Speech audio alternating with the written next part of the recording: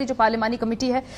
इसका नोटिफिकेशन तो सामने आ गया। अब इसकी मीटिंग्स होगी, लेकिन कुछ असूली तौर पे अगर हम पहले इस पे बातचीत कर लें कि जजेस की तकर्री के हवाले से ये बताइए कि इस वक्त जो हुकूमती सोच है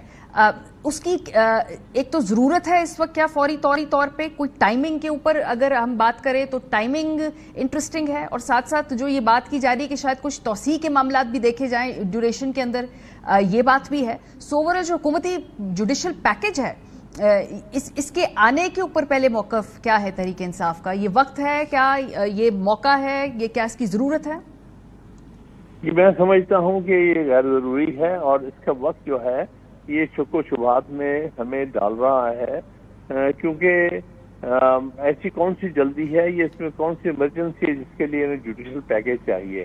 इसका मतलब बज़ाहिर ये लग रहा है कि अदलिया पर जो पहले ही बहुत दबाव में है, जिस तरह आपने देखा है कि इस्लामाबाद हाई कोर्ट के तकरीबन 75% जजेस ने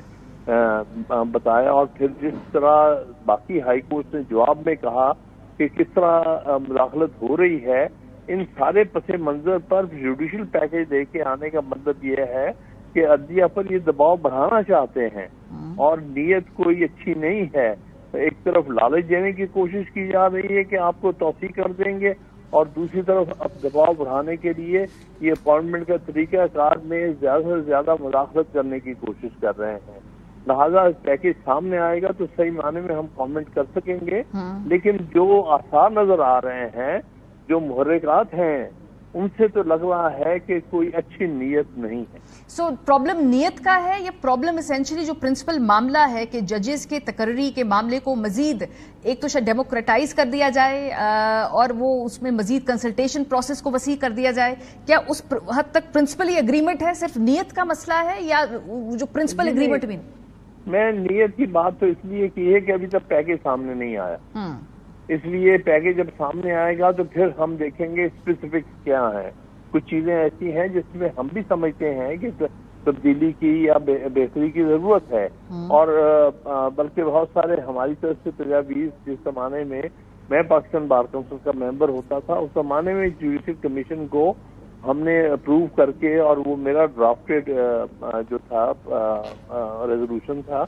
उसको बाद में इन्होंने तब्दील करके 2 हिस्सों में कर दिए। वो बात एक तारीख का हिस्सा है। मैं सिर्फ ये कहता हूँ कि इम्प्रूवमेंट की गुंजाइश तो है, क्योंकि जो मौजूदा तरीका 165A में हाई कोर्ट के जजेस के तरीका है, उसमें बहुत सारी इम्प्रूवमेंट की जरूरत है। ठीक है, लेकिन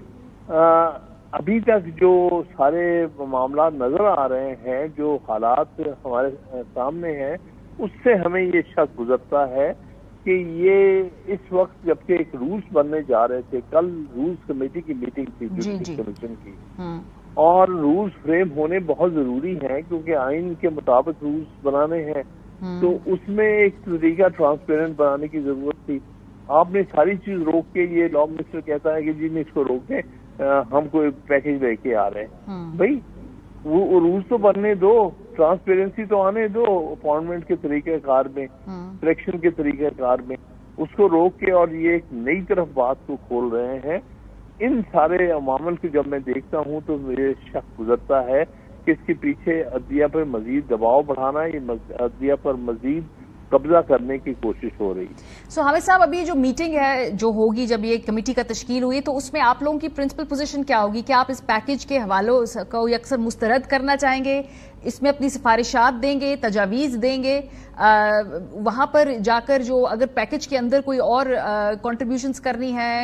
इम्प्रूवमेंट के हवाले से जो अपनी सजेशन देनी है वो देंगे, या यकसर अभी इसको आप चाह रहे हैं कि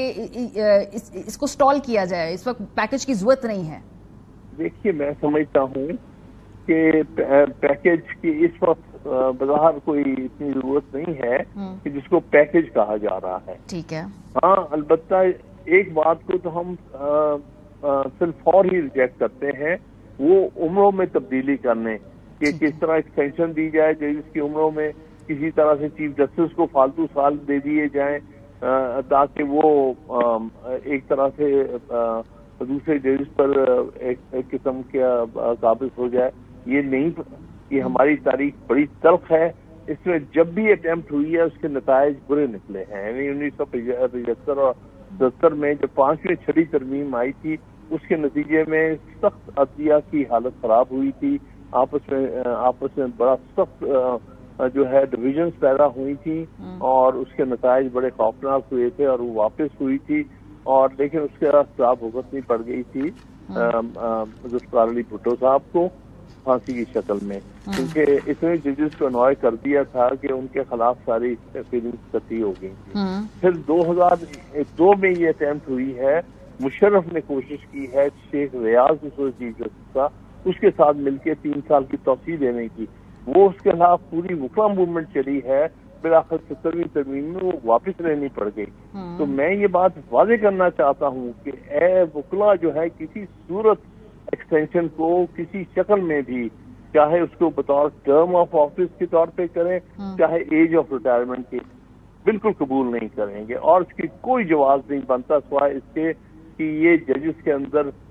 آپس میں ٹکراؤ لانا چاہتے ہیں، اپنے مرضی کے ججز کو ایکسٹینشن دینا چاہتے ہیں، دوسروں کو جو ہے وہ سزا دینا چاہتے ہیں، تاکہ اگر آپ ٹرم مقرر کریں گے چیف جسٹس کی، جو اگلے آنے والے ہیں ان کا چانس رک جائے گا، رستہ رک جائے گا ان کے لیے۔ تو نتیجہ کیا ہے، عدلیہ کے اندر بڑی سخت تقسیم پیدا ہوگی۔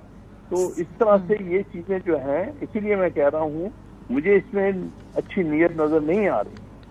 صحیح۔ اچھا، اس کے علاوہ بھی ابھی بھی اس کے بارے میں جو قانونی رستہ ہے وہ بھی بڑا مبہم ہے کہ کیا یہ اس میں آئینی ترمیم کا زیر غور ہوگی، کیا یہ اگر کرنا بھی ہوگا ان کیس، تو حامد صاحب یہ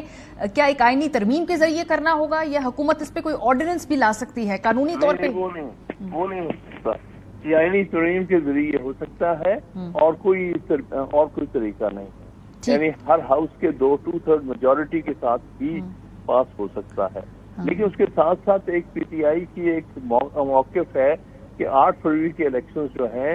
ان میں اتنی بڑی دھاندلی ہوئی ہے اور اتنی بڑی رگنگ ہوئی ہے کہ جو اسمبلیاں بالخصوص نیشنل اسمبلی اور پنجاب اسمبلی جو ہیں وہ ہرگز نمائندہ اسمبلیاں نہیں ہیں، ان کو عام قانون سازی کی بھی اجازت نہیں ہونی چاہیے، آئین کو تبدیل کرنے کی کیسے ان کو اجازت دے دی جائے، کیونکہ یہ تو ناجائز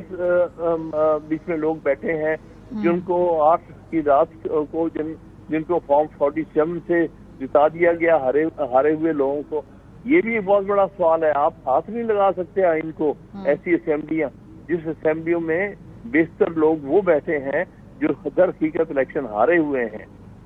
تو پھر حامد صاحب اس کا مطلب ہے کہ اس دوران کوئی قانون سازی نہیں ہوگی، کوئی لیجسلیشن نہیں ہوگی، کوئی معاملہ عام قانون سازی تو چلیے جو ضرورت ہے ڈے ٹو ڈے وہ تو بے شک ہو جائے، لیکن آئین کو تبدیل کرنا کسی صورت بھی ایسی اسمبلیوں نے جن کی لیجیٹیمیسی جو ہے، جن کا جائز پن جو ہے وہ بہت بڑا سوالیہ نشان ہے، تو ایسے تو اس میں آئین کے ساتھ چھیڑ چھاڑ نہیں کرنی چاہیے ایسی اسمبلیوں۔